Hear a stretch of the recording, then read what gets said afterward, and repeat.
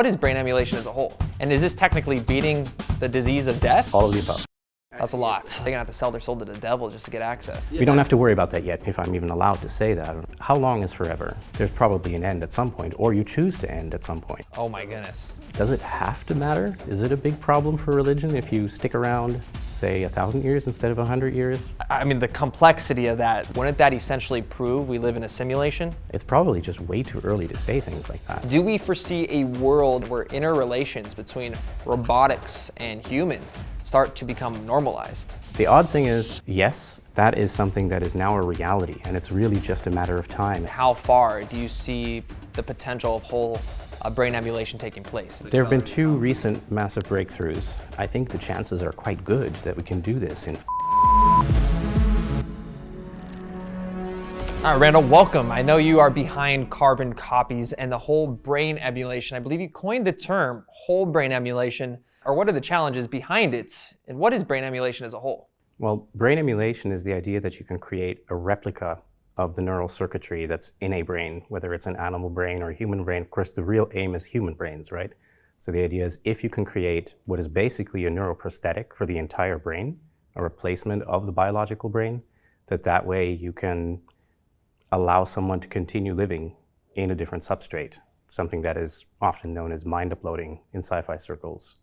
So the challenge in whole brain emulation, well, there's several, of course, but the biggest one right now is to be able to use the data that we can acquire from a brain, which is mostly structural data. So say, for example, in the case of the fruit fly Drosophila or in the mouse, there are these data sets that in the case of the fruit fly, they cover the entire brain. And in the case of the mouse, right now, it's several cubic millimeters, but in a few years, it'll be entire mouse that are done by electron microscopy. And that's all structural data, not functional data. That's not recordings of the neurons firing, but you want to get to something that you could use as that prosthetic, as that emulation of what's going on in the brain of those neural circuits. So you need to convert from that data, that static data, that's basically just an image, to something that's functional, something where you could press run and it works. Plus, when you press run and it works, it actually should work. You need to be able to validate that it's going to work. It's not just going to sit there and be epileptic, or you have no idea why it's not working when you're pressing run. You need to be able to do something. So essentially you're downloading the human brain. Now, would this be more done towards those that are like have sickness, that are about to pass, maybe the elites that just want to upload their brain functions to an AI that lives forever? And is this technically beating the disease of death, or is this a completely new entity just with the memories and the cognitive kind of sense of what the human before them had? Yes. Okay. All of the above. Wow. Actually, I'm going to start with the very first thing is just scientific insight. So right now, nobody has done a reconstruction of a piece of neural circuitry that maybe has at least connections from one brain region to another brain region so that you can see how they interact and really get that. All of the neural models that you see today are based on making hypotheses about what a particular system does, then making a model based on that hypothesis and then trying to make predictions with it and test those, see if they're correct. It's not the same as reconstructing that. It's not like reconstructing a microchip or something and then having having your knockoff microchip that also works. So the first thing we would do is by reconstructing some of that circuitry is learn how the brain does the things it does. How do these cognitive capabilities we have, how do we actually get to do them? How does that work? And hopefully then we would, first of all, learn some things about ourselves, learn where things go wrong, and also learn things you could use in AGI. So there's a feedback loop there. After the scientific part, that's when you get to the part where you can help patients. So you have patients with brain damage, for example, or with epilepsy and other things that are causing damage in very important parts of the brain, like the hippocampus. That's essential for creating episodic memories. But if you have the ability to create a prosthetic for that, then you can help these patients. After that, that's when you get to the stage where we're talking about actual whole brain emulation and about this possibility of uploading, which is really about, well, it could be about prolonging how long you can live and how long you can continue to exist and be around your friends and all of that. It can also be about things like, well, how do you get this species to be able to survive in places that are not where we evolved to live? So say in space, for example, human bodies aren't that well adapted to space, typically, once there's a tear in the suit or something like that. So if we want to be able to expand and have a species lifespan that isn't just restricted to whenever the next asteroid comes along, it's a good idea to have some ways of transitioning to a more adaptable, more flexible species. Is there a way to calculate the amount of storage capacity there is in a human brain? Or is this kind of just a hypothetical that we haven't even been able to obtain yet? It's partly hypothetical because to calculate the storage capacity, you need to understand what the representation of memory is. So you need to know, for example, how many neurons does it typically take to represent something that has X amount of information in it.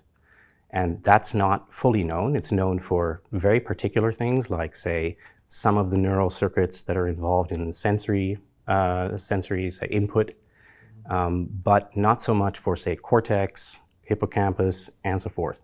So very hard to estimate. What we can say to a degree of certainty is how much computational power it would take or how much storage it would take to build a model of the entire brain. So if we assumed that we just had to copy the whole thing, we couldn't, say, come up with a more efficient version because artificial neurons never misfire or something like that. And in that case, then we're talking about doing several petaflops of processing to try to have it at real-time speed. Petaflops. I haven't heard that because it's probably bigger than what I can understand. Yeah, you've got giga, tera, peta. Oh my goodness. Okay. It's a lot. So bigger than any supercomputer in the world, No, essentially? that's not true. No, okay. no. Google has compute centers that currently do several petaflops. So wow. It's possible. It's just really, really big. Once you have a system that you would want to run like that, then of course the obvious thing to do is to build special purpose hardware. Just like we have special purpose hardware. You don't want to use gigawatts to run that thing. You'd like to do it on 20 to 40 watts like in here. But we don't have to worry about that yet because all of the models we might build are for really tiny animals like the fruit fly, right? Yeah. And those can run on your typical system with GPUs, basically. Yeah, we were just learning from Rejuve Biotech with Kennedy and how she's actually using fruit flies to focus on DNA sequencing and genomics and correlate that things like Alzheimer's in humans with the 70% correlation, which is really cool and fascinating to see. Which this kind of though, going back to the Google computer though, right? They can already produce this amount of data and storage. If we're going to progress towards this and start creating these hypotheses, and as you've calculated things through the whole brain emulations, when this first approaches mankind, obviously this is more than just a step on the moon. This is now a step into a whole other galaxy at this point. Is that something that would even be able to be available to the regular individual? Or is this now going to be 3 companies control the first whole emulated brains? And it's all of a sudden this world of just, the complexity of that versus the rest of the world would just separate us massively. So is this even something that would be obtainable for a regular individual to upload their brain, or are they gonna have to sell their soul to the devil just to get access? I think I have to echo some of what Ben was talking about earlier at this conference, which is that it's really about how you introduce a technology. There are technologies out there today that are so expensive that if you had to develop them for an individual to buy them, there was no way to do that. It's only possible because you set up society in a way where you make access possible to everyone and you lower the price of what you're trying to offer, and so forth and so forth. So decentralization, open source, collaborative, just making sure that it's not a closed system, to me, that's really important. When you do that, then, in mankind's history or humankind's history, we've seen many times that something that at first seems completely unobtainable, like, royalty in the past couldn't afford to have a refrigerator. Nowadays, pretty much everybody can have a refrigerator in at least the developed world. Mm-hmm. And the same way, things that seem unobtainable, like how could you build a microprocessor good enough to run part of a brain on, once you've developed it, once you've gotten past the development cost, then you get to the point where you can mass produce that and it gets cheaper.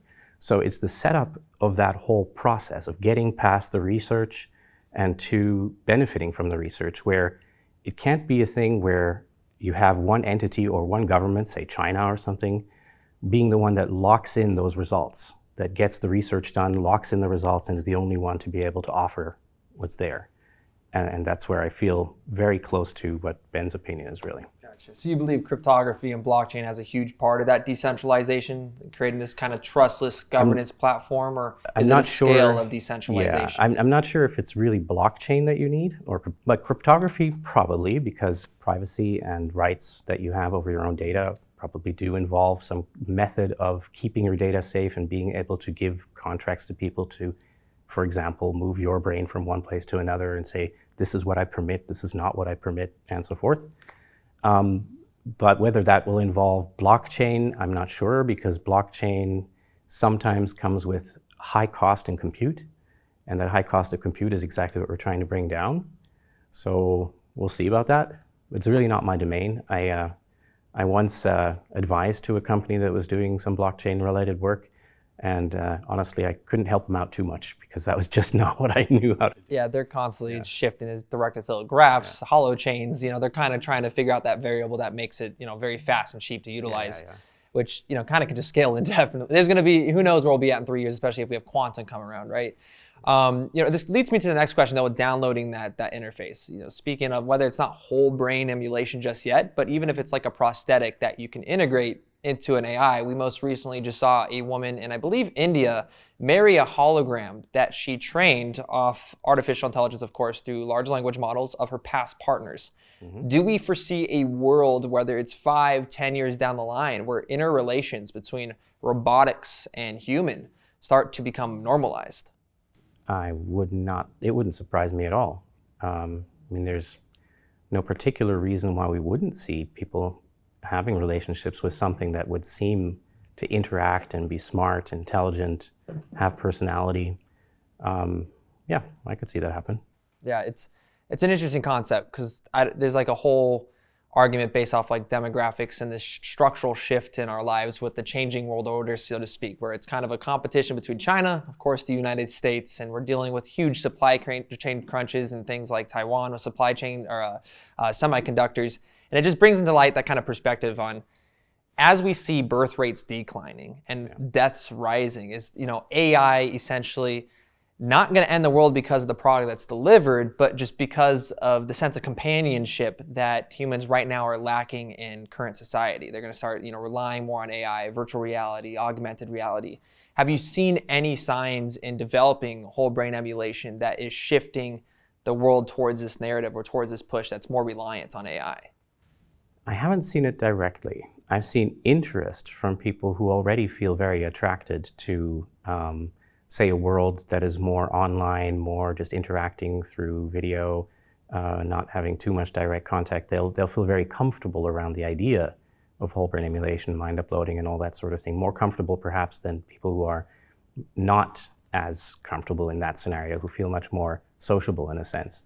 But beyond that sort of obvious psychological alignment that you might find, I haven't really seen any signs that work in whole brain emulation or in that direction towards whole brain emulation has a direct effect on, say, any numbers, any, say, change in how many people will have what kind of relationship, will have children and that sort of thing. It's probably just way too early to say things like that. You need data for these things.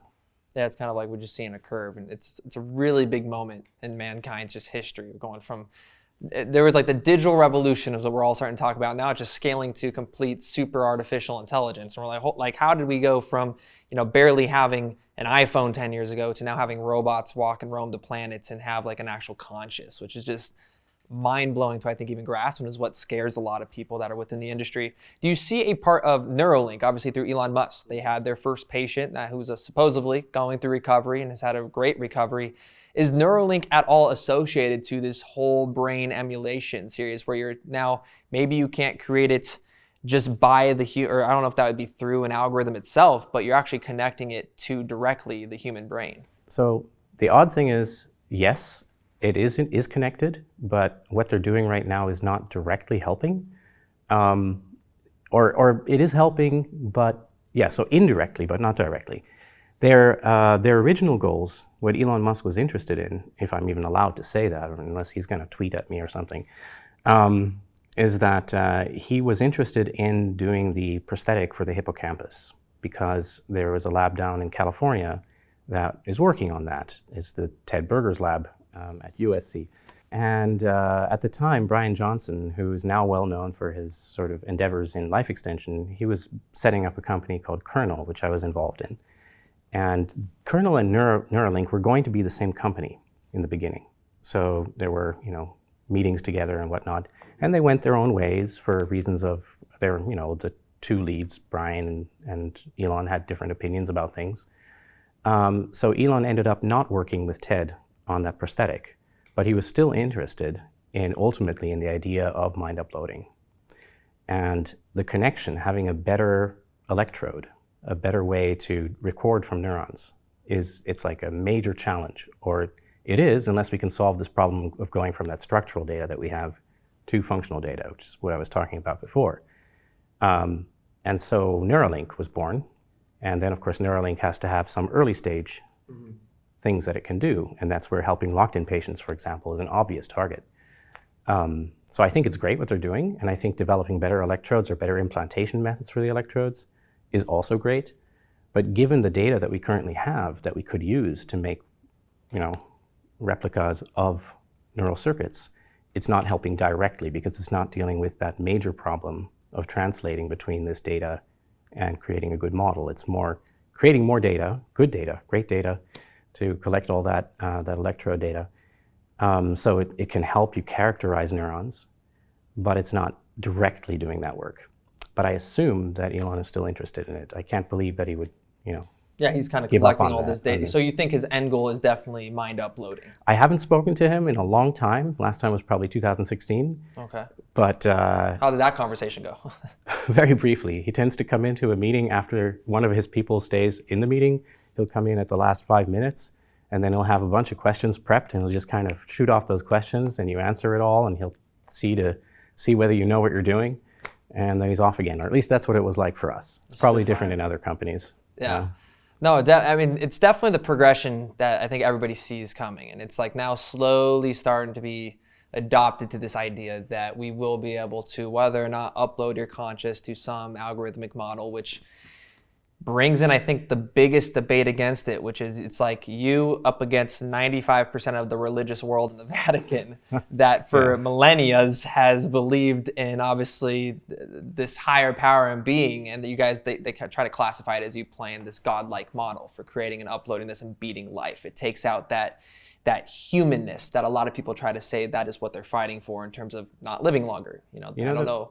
Odd thing is I've never really run into a big sort of argument with someone who is religious. They've never taken that up with me. They've never said, oh, what you're doing is bad or something like that.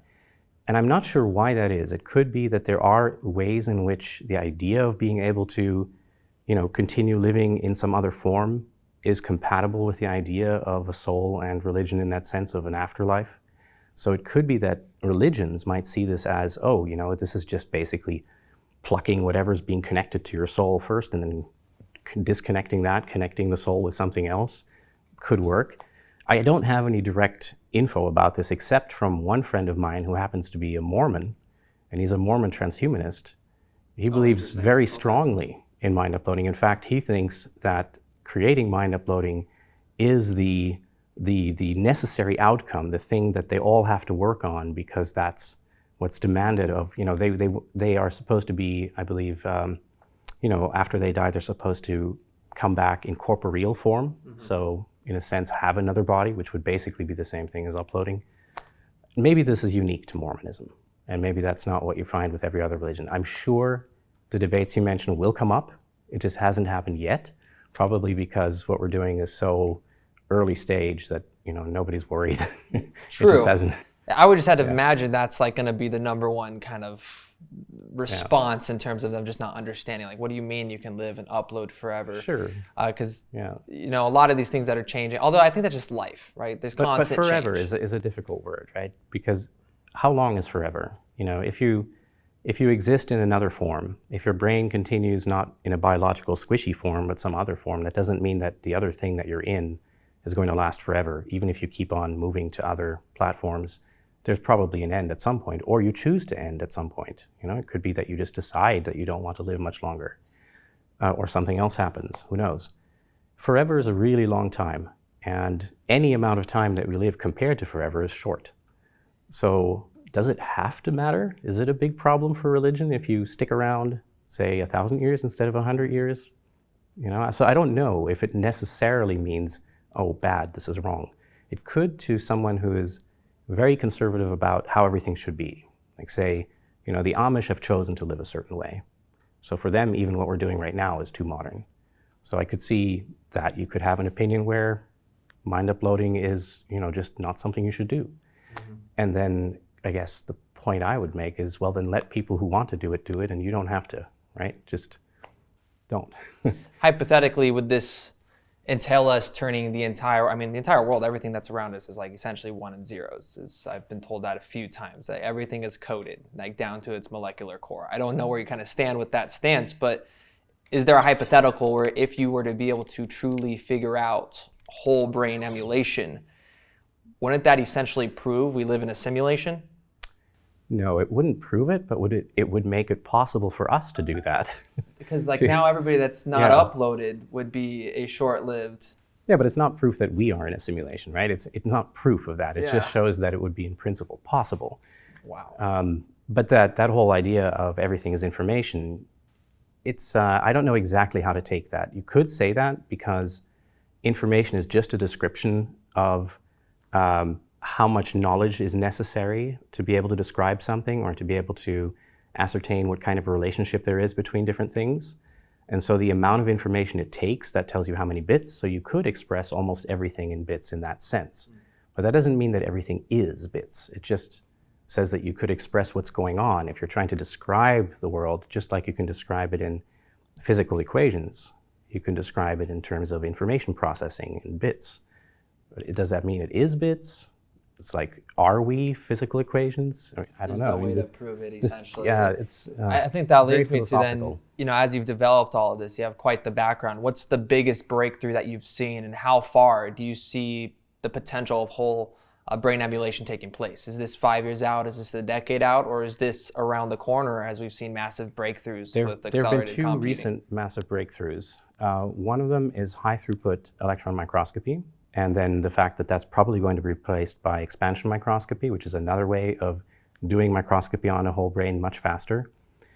So this collecting of all the data that you need so that you can see the individual synapses and even the vesicles that carry neurotransmitters in the synapse, so you can count them and see how strong a synapse is. That is something that is now a reality, and it's really just a matter of time until we can do that fast enough that you can collect it from brains as big as this. The whole mouse brain project is currently underway, and so in a few years we'll have the entire mouse brain scanned at that resolution. That's a big breakthrough, because it means that as soon as we figure out how to do the translation correctly, the main challenge right now, then we could say, okay, we have all the data. I would say that chances are about even, that right now if you look at the fruit fly, that we currently have all the data that we would need if we knew what we were doing to convert that into a working fruit fly brain. We just need to know how to do that translation. So that's one big breakthrough. The other breakthrough is how AI is helping neuroscience. So AI currently with the transformer models is already very helpful in, for example, filling in missing data.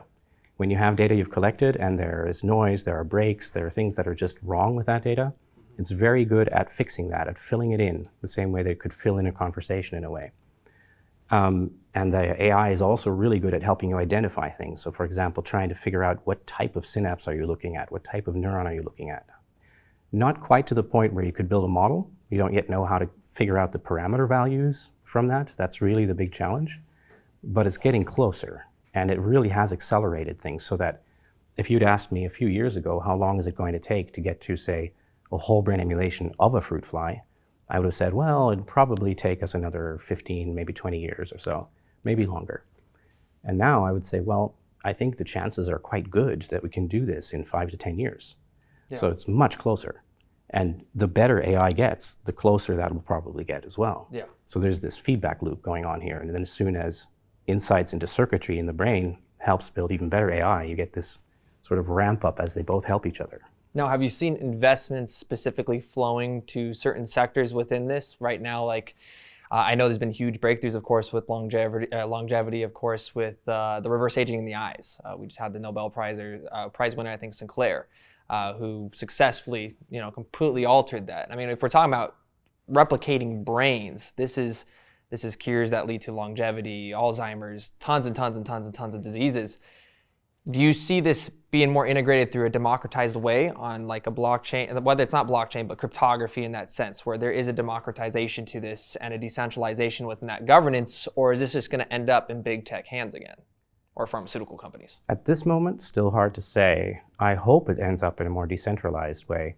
I do think that there will be a lot more investment in neurotech very quickly, because there's been a sense, just at the recent neuroscience conference that was in DC last November, there's always an annual one. This annual one, you could really sense it. There was a palpable feeling of a paradigm change where 90% of the posters on the floor were still doing the old-fashioned thing where you're carrying out some kind of perturbation, you have a hypothesis about what neuron's going to act somewhere, you measure it and you see if it does, and then you can find a million other of those neurons that do that as well. But then there's a small group that has understood that we're going towards real reverse engineering of the brain. And they're really interested in it now, and they're working on that modeling part, on the conversion part. And you can feel that while this is still tiny right now, maybe 200 people out of 30,000 there, that next year, it's probably going to be 10 times as many people working on that, and so forth. So it just feels like there's this wave coming.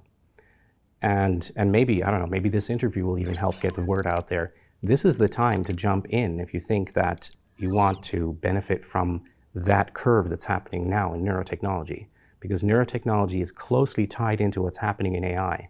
And AI just precedes it a little bit in that sense. But this year, next year, the year after, that's when you're going to see that take off. Well, hopefully we'll be a part of it. Randall, it's been an absolute pleasure. Thank you for joining us today. Thank you.